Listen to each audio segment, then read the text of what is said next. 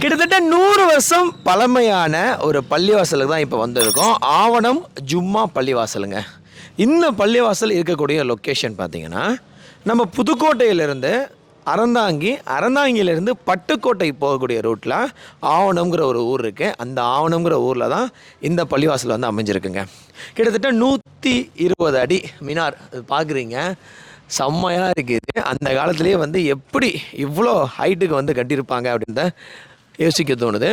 So நிறையா இந்தியாவில், தமிழ்நாட்டில் பழமை வாய்ந்த புகழ் வாய்ந்த கோயில்கள் இருக்குது, பள்ளிவாசல்கள் இருக்குது, அதுமாரி சர்ச்சு இருக்குது.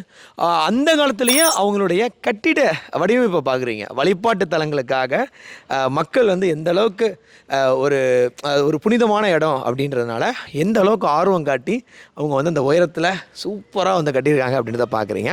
இந்த பள்ளிவாசலுக்கு இந்த வழியாக போகிறவங்க, முக்கியமாக கேரளா பீப்புள்ஸ்லாம் நாகூர், வேளாங்கண்ணிக்கெலாம் வருவாங்களாம். ஸோ அந்த மாதிரி நாகூருக்கு வந்து தர்காக்காக போகிறவங்களாம் வந்து இங்கே வந்து ப்ரேயர் பண்ணிட்டு போவாங்க அப்படின்னு சொல்கிறாங்க.